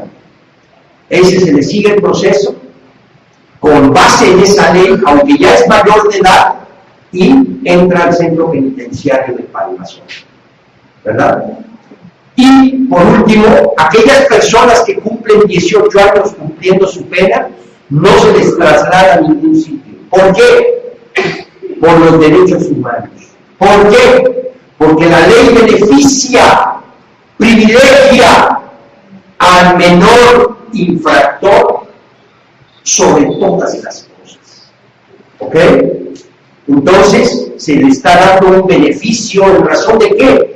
Delinquiste cuando eras menor de edad, o ya eres menor de edad, te capturé, te sujetas a la ley de responsabilidad juvenil y te voy a sentenciar al área de mayores en el penal de menores, ¿verdad? Al área de mayores en el penal de menores. Entonces, ¿cuántos etarios hay dentro del centro de reclusión veracruzana? Mujeres en proceso, mujeres sentenciadas, hombres en proceso, hombres sentenciados, personas que ya cumplieron 18 años que continúan hasta cumplir su sentencia, aquellos que delinquieron siendo jóvenes, iban en segundo y secundaria, se fueron y la policía los capturó en otra escuela allá por Coatzacoalcos y los trajo, y entonces se les sentencia con la ley juvenil, ¿de acuerdo? Ahora, una cosa bien importante de ustedes es el que, porque hablamos de que ustedes tienen jóvenes de esta naturaleza, ¿verdad? Cualquier chico rato les puede brincar la liebre a cualquiera de ustedes, ¿no? Bien, esta ley de responsabilidad juvenil es del año del 2008, del 8 de julio del 2008, promulgada en el Congreso Local de Jalapa por los representantes diputados locales y autorizada y emitida por el gobernador Fidel Herrera Beltrán y publicada en el diario, en el boletín de gobierno del gobierno veracruzano al otro día, puesta en vigencia al otro día de su publicación. O sea, data desde el año 2008. ¿Alguna duda que tengan sobre delitos de jóvenes adolescentes? En el caso del bullying, por ejemplo. En el caso del bullying. También les sujeta. Sí, en el caso del bullying, el bullying ya es un delito. En el caso del bullying se sujeta exactamente a todo eso. En el caso del bullying, igual, un menor de 11 años a edad cero, pues no se le hace nada, ni siquiera se le abre un proceso. En el caso del bullying, un menor de 12 a 14, se le abre el proceso, se le sentencia y se le da una sentencia en libertad. En el caso del bullying, un menor de 14 a 18, si el bullying fue inclusive con la ejecución de la persona, porque se da el caso, yo he tenido varios casos así, se le sentencia, se le dicta una sentencia en reclusión hasta por 15 años de prisión. Ahora, hay una situación muy importante que hemos tratado de abolir las universidades y los juristas veracruzanos. Es esta. Fíjense ustedes, y ustedes nos van a dar la razón. Y no es otra cosa sino el seguir favoreciendo al niño, ¿verdad? Con los tratados internacionales. No es otra cosa sino seguir privilegiando el que ese niño está en desarrollo y que tiene que estar reinsertado a la sociedad, que tiene que estar reubicado en la sociedad, que no podemos echarlo a la basura. Y es esta. Hay una disposición de esta ley, ustedes la van a ver ahora en internet, que dice: todo sentenciado tiene la facultad de que cada 3 meses, fíjense ustedes, esto es un verbo, y lo digo y lo sostengo, todo sentenciado tiene la facultad de que cada 3 meses él, en lo personal, sus padres, su representante legal o el juez de ejecución pida la revisión de la sentencia. Cada 3 meses. ¿Qué efecto tiene? Oye, le diste 15 años. Oye, pero qué bien se porta en el centro penitenciario. Es un muchacho campeón de fútbol. Es un muchacho campeón de básquetbol. Es un muchacho que hace unos trabajos de talabartería maravillosos. Oye, hace unos trabajos de esculturas con jabón, pero además habla inglés, habla francés y es el mejor en la computación. No me digas. Eso dice quién? El Consejo Disciplinario del Centro Penitenciario. Y de esos 15 años le pueden bajar 5 años. En el primer trimestre. En el primer trimestre. Por esa forma de conducirte, te bajamos a 10 años. A los otros 3 meses viene la misma situación y sigue portándose bien el indiciado, perdón, no indiciado, el reo, que hace un reo, está sentenciado, sigue portándose bien el reo, le bajan otros 5 años. Entonces ya tienes nada más 5. Oye, al otro 3 meses te van a bajar por lo menos, no, tengo que echar 3 para que te quedes en 2. Y a los otros 3 meses sale en libertad. Fíjense qué contradicción tan grande, qué estado de indefensión tiene para todos nosotros, pueblo de Veracruz, el que un joven de esa naturaleza salga de un centro penitenciario nada más porque me porté muy bien un año. ¿Verdad? ¿Qué tal? ¿Qué tenemos que hacer? Lo que estamos haciendo. Las universidades, los colegios de abogados, las barras de abogados, estamos pidiendo la modificación a ese artículo de la Ley de Responsabilidad Juvenil del Estado de Veracruz. Ley de Responsabilidad Juvenil del Estado de Veracruz. Así se denomina. ¿Alguna duda sobre este aspecto? Díganme. Es más que una duda, un consejo, si me pudiera usted dar. La situación, a lo contrario, que el niño cometa un delito, ¿qué hacemos? Bueno, quiero preguntarle si nosotros los docentes tenemos la capacidad dentro de nuestra institución de evitar un posible abuso de autoridad. Le digo esto por lo siguiente: hace menos de un mes se presentó la Policía Estatal a nuestra escuela a dar su famoso con una plática sobre prevención del delito. Y entonces le fue y le dijo a los niños, eran 2 señoras policías, y le fue y le dijo a los niños todo lo contrario a lo que usted nos está diciendo ahorita. O sea, tan dramático es el asunto que dijo que el niño mayor donde el niño de 8 años a 11 años, 11 meses, ya casi llegando a los 12, si comete un delito grave, el que va a pagar el delito es el papá o la mamá, se va a la cárcel. Otras situaciones de que el niño ya mayor de 12 años se va a la cárcel directo y que tiene que empezar a pagar su sentencia a partir de los 18 años, o sea que está de los 12 a los 18 en la cárcel y su sentencia empieza a partir de los 18. Y otra cosa eso de ahora, a mí lo que me preocupó fue la forma prepotente en que fue a ver a los niños. Esa fue una prepotencia, la verdad, bastante dramática, y que uno como docente tiene que ver la manera de mediar ahí con los alumnos. Lo que sí me está preocupando ahorita que fue una situación como amenazadora cuando dijo: nosotros vamos a venir a hacer un operativo mochila, no te vamos a avisar cuándo, pero cuidadito y te encuentre yo cinturones que tengan hebillas grandes, exactos, cuchillos, cosas así.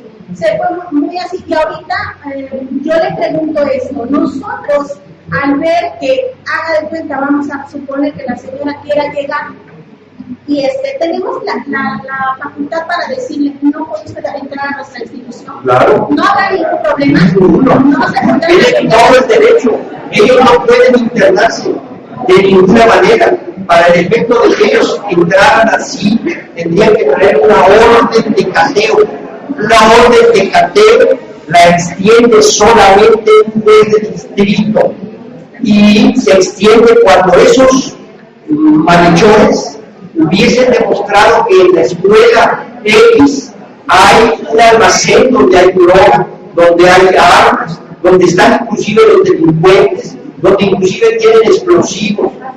Pero entrar como entraron esas gentes al colegio, córralos en el instante. Ok, gracias. La situación, perdón, hagan en cuenta que asustó tanto a los niños que, bueno, se molestó en un momento porque una niña no estaba poniendo atención y delante de todos los niños, de toda la institución, la dejó en mal a la niña. Iba muy prepotentemente. Fíjese, está yendo de contra de los derechos humanos que ahora modificó la Constitución. Si esto se hace patente, se denuncia ante una autoridad ministerial, los destituyen a los sujetos y los sujetos se van a la cárcel. ¿Por qué? Por abuso de autoridad, desarrollo de un deber legal incorrecto y no salen del penal ni confianza. Ante el desconocimiento de ese proceso, le preguntaba: ¿dónde encuentro esto? Bueno, lo voy a leer bien y yo sí voy a solicitar a mi director que no se les deje entrar nuevamente, porque la situación llegó al grado de que a los niños les decía así: si te encuentro en la calle, te levanto y te llevo, que estés ahí parado, que me des desconfianza. Eso se llama tortura. Sí. La tortura es un delito grave, la tortura es un delito de crimen organizado.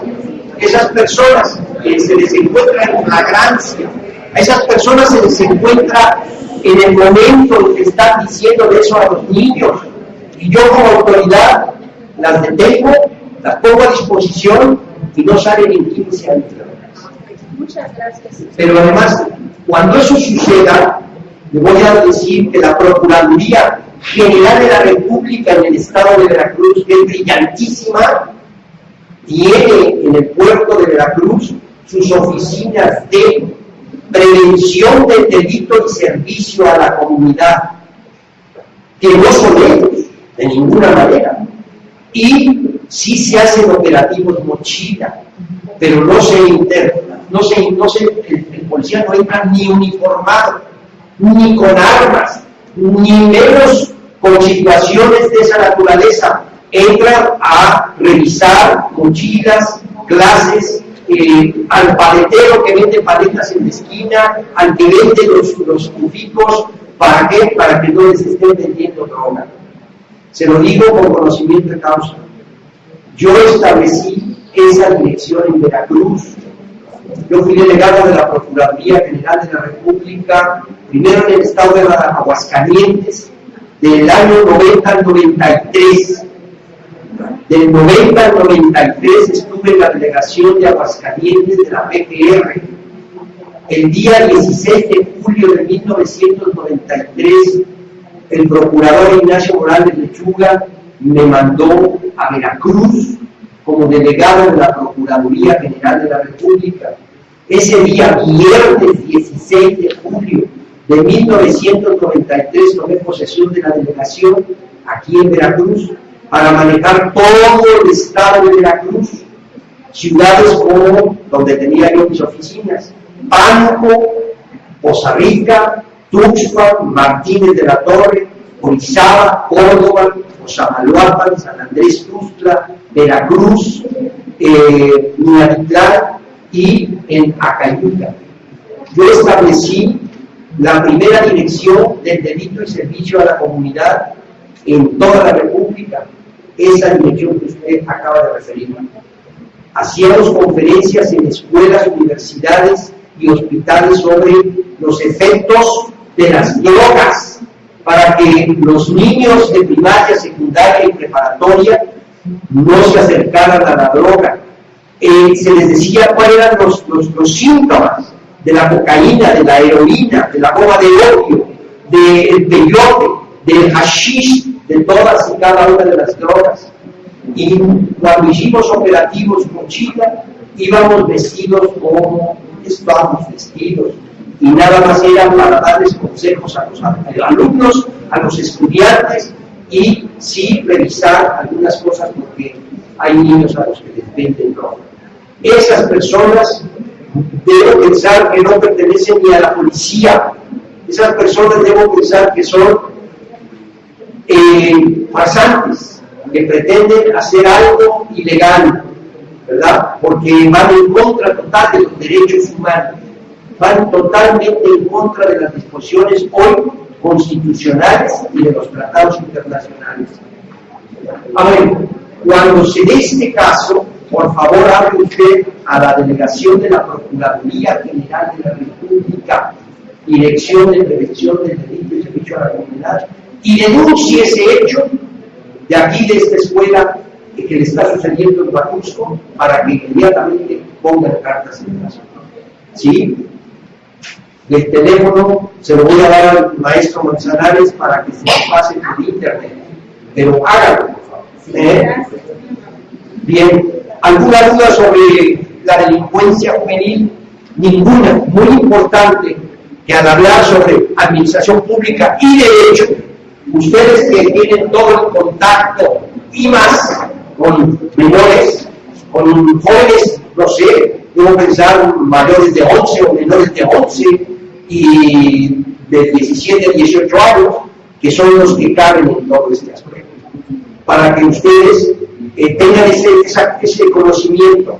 Y sí, como dice la maestra, ella, directora de un colegio, o maestra de un colegio, o visitadora de un colegio, no va a dejar entrar a ninguna autoridad, así sea policía, así sea lo que sea, armada o no armada, si no presenta una orden de cateo.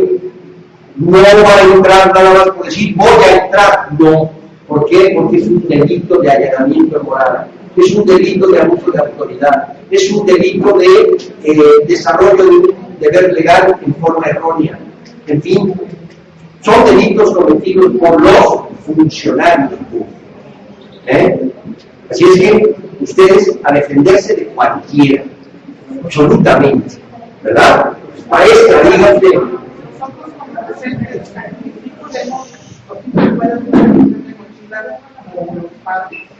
Bueno, ustedes como docentes dentro de la escuela, el que puedan hacer revisión de mochila, bueno, yo le voy a decir una cosa: los padres, los maestros suplen la educación del padre y de la madre. Los maestros son los maestros dentro de su hábitat, de la enseñanza. Sí, claro, ustedes pueden organizar en sus aulas, es decir, mis queridos alumnos, por favor, pasen sus mochilitas porque vamos a dar una revisión al orden. No encubren en situaciones de narcótico, sino una revisión al orden de tus cuadernos, de tus lápices, de tus plumas, de tus y ahí ustedes pueden darse cuenta cómo está la situación de la escuela de cada quien, ¿verdad? Yo cuando estaba en la delegación de la PGR del Estado de Veracruz sí hice varios operativos mochila y encontré en algunos muchachos que sí traían marihuana, por ejemplo, o sobrecitos con cocaína, y no era otra cosa sino que el señor que vendía las jícamas afuera del colegio era el que le vendía el churro de marihuana y el sobre con cocaína, ¿verdad? O sea, eso es muy bueno el que ustedes lo hagan, pero no extramuros, dentro de su aula. Muy importante, muy importante. Bueno, pues qué bueno que terminó la instrucción de la responsabilidad juvenil. Quiero decirles sobre la responsabilidad juvenil que Veracruz tiene el primer lugar en Latinoamérica en procedimientos penales, de juicios orales en responsabilidad juvenil.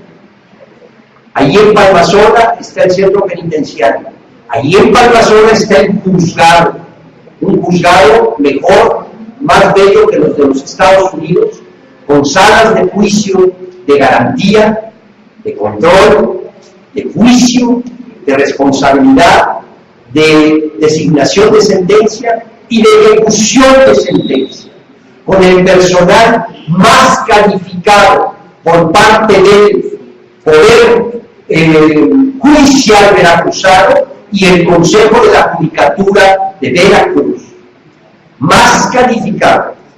Ahí realmente hay gente muy conocedora que le da el trato idóneo, el trato ideal que la administración pública veracruzana quiso permear en materia judicial. Realmente es de aplaudir esta actividad del gobierno veracruzano, del Poder Judicial veracruzano. Hoy día, en el estado de Veracruz, aquí en Córdoba, aquí en Jalapa, aquí en Coatepec, aquí en Aratzingo, los juicios son todos orales, gracias a la fuerza de la administración pública veracruzana, gracias al Poder Judicial veracruzano y la complacencia del Ejecutivo de establecer esos procedimientos. ¿Por qué es importante? Como se los decía yo hace un momento, antiguamente se abría un procedimiento con un homicidio calificado y nos llevaba 11 años hasta la sentencia. Hoy nos lleva 45 días. 45 días. Hay una enorme diferencia, ¿verdad? Bien. ¿Qué decíamos de soberanía? A ver, explíqueme el concepto de soberanía. Recuerden que planteamos a nivel federal, a nivel estatal y a nivel municipal. Denme una idea nada más. Es la separación de los poderes. Perfecto, perfecto. Soberanía en la administración pública nuestra. Soberanía es independizarse cada quien. Yo como presidente de México hago mi trabajo en la administración pública federal. Pero yo como presidente de México no puedo llegar al estado de Veracruz y regañar al gobernador o destituir al gobernador. ¿Por qué? Porque no se me permite. Porque la Constitución me lo prohíbe. Porque hay un término que permea la administración pública que es el término soberanía. Él es soberano, como yo soy soberano. Él es libre de aplicar su política interna en su estado y yo no puedo, como presidente ni debo, el tratar de influir en la forma y términos como el gobernador trate a los veracruzanos. Él sabrá cómo hacerlo. Tan sabe cómo hacerlo que fue elegido por veracruzanos, no fue elegido por el pueblo mexicano en general, fue elegido por veracruzanos. Si por cualquier caso hubiera alguna queja o algún disgusto contra el jefe del Ejecutivo, compete solamente al pueblo veracruzano el solicitar al Congreso local y al Senado de la República para hacer un estudio para una distribución, pero no al presidente. ¿Por qué? Porque permea el término soberanía. Lo mismo sucede en el municipio libre. Los presidentes municipales son elegidos por quienes viven en el municipio. Entonces, si su interacción, si su forma de actuar, si su forma de dirigirse, si su política interna, si la forma de conducirse sus funcionarios públicos no es la adecuada, no es la correcta, va en contra de la decencia, va en contra de los derechos humanos, va en contra de la dignidad humana, pues entonces no le compete tampoco al gobernador constitucional del Estado el decir mañana ya no eres alcalde. ¿Por qué? Porque no es su facultad. ¿Por qué? Porque el término soberanía no se lo permite, ¿verdad? Antiguamente sí. Antiguamente, cuando el gobierno era presidencialista, el presidente ponía a los gobernadores que quería y los quitaba cuando quería, ¿verdad? Entonces, pero estábamos en regímenes presidencialistas. Hubo varios regímenes presidencialistas en donde se notó esta disposición, ¿verdad? En la época del presidente Luis Echeverría, esto era pan de todos los días. En la época del presidente Gustavo Díaz Ordaz, igual. Pero hemos tenido presidentes gratos, maravillosos, como el presidente Miguel Alemán Valdés, oriundo de Veracruz, de aquí de un lugarcito cercano a Isla. Se me olvidó el lugar. No. Excelente presidente de México. Excelente presidente de México, gobernador Luis Cortines, veracruzano, Sayula de Alemania. Sayula de Alemania. Que permearon en la administración pública ¿qué? Tranquilidad, confianza, premiaron la democracia política. Y una democracia política en la administración pública que genera políticas públicas positivas, ¿verdad? Si no hay una democracia adecuada en un gobierno, el gobierno pues generará políticas públicas, pero hay políticas públicas y hay políticas públicas. Hay políticas públicas positivas, como puedo señalar la Secretaría de Seguridad Pública del Estado de Veracruz. Es una excelente institución. ¿Por qué? Porque en el Estado de Veracruz, la primera institución de seguridad pública en México que capacita a sus policías antes de ser policías. Y los capacita con estudios hechos por escuelas importantes.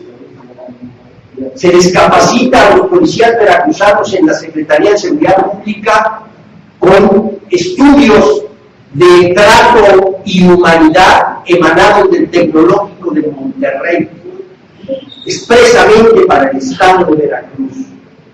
Y yo quiero que vean la forma y los términos como salen graduados esos policías excelentes.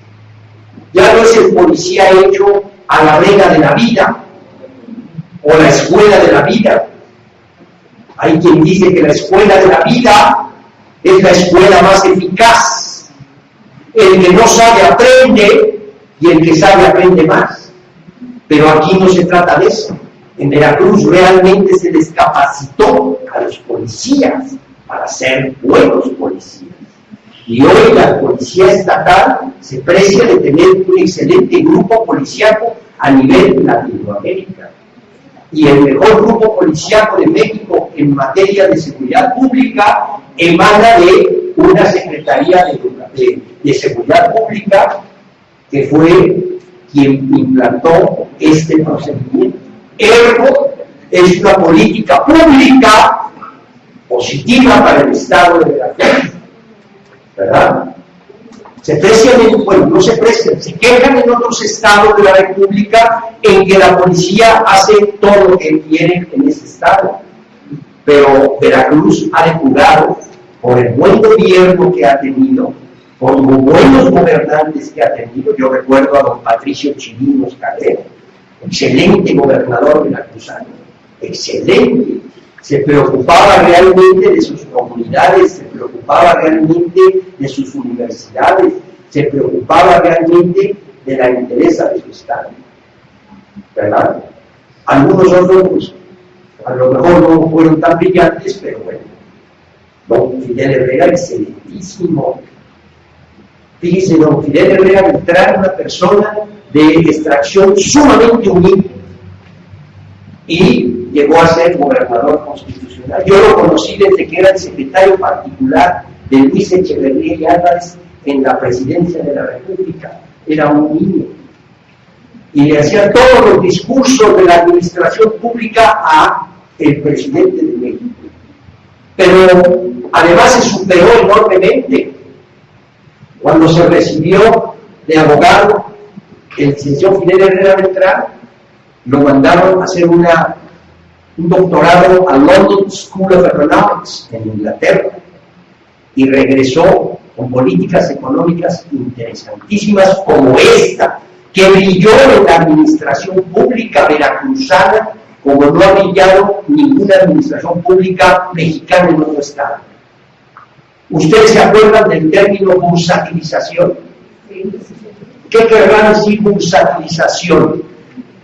Cuando lo aplicó en la administración pública don Fidel Herrera aquí en Veracruz. Bursatilización. Fíjense. A ver. Contrato de fideicomiso.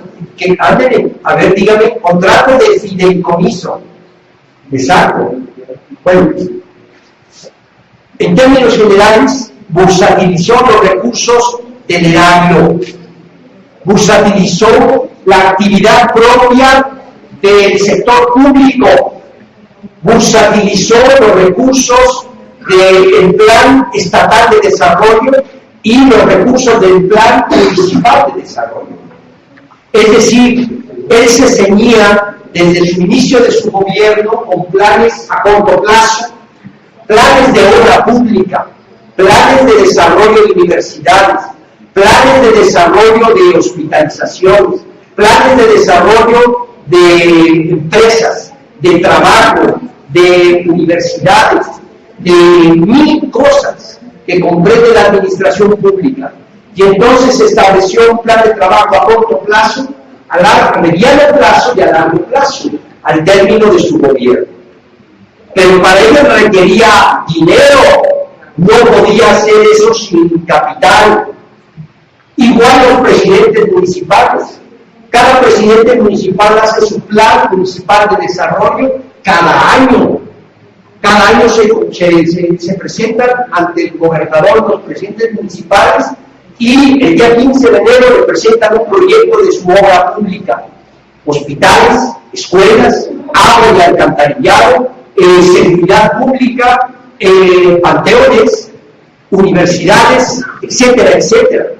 Pero para ello se requiere pesos y centavos. Pero como la experiencia ya había sido de que dando pesos, pues después ya no había pesos y tampoco había obra.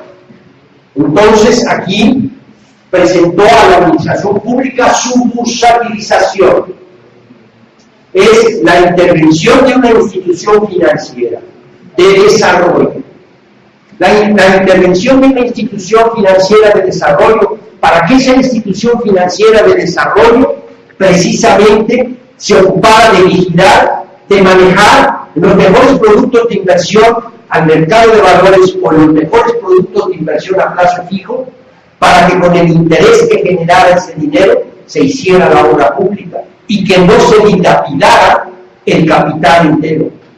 Y entonces a cada presidente municipal le dio cada año X dinero para que lo bursatilizara ante el Banco Nacional de Obras y Servicios Públicos, o ante Nacional Financiera, o ante Bancomex, o ante el Banco de Desarrollo que el presidente municipal quisiera?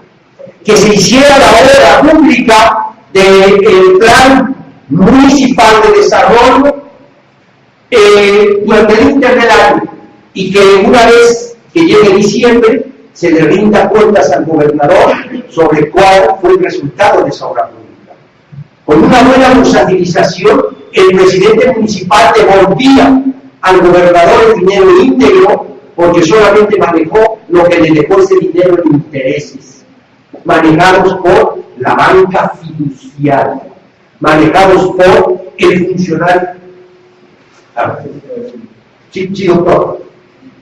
Sí, doctor. Vamos a suspender un ratito para que descansen y ahorita volvemos. Sí, porque es que se pica uno. Pero vamos a suspender un ratito y ahorita en 10 minutos continuamos. Lo de cobro en un papelito, por ejemplo, el equipo nada más escriban su nombre completo y el concepto, no creo que lo vayan a pagar.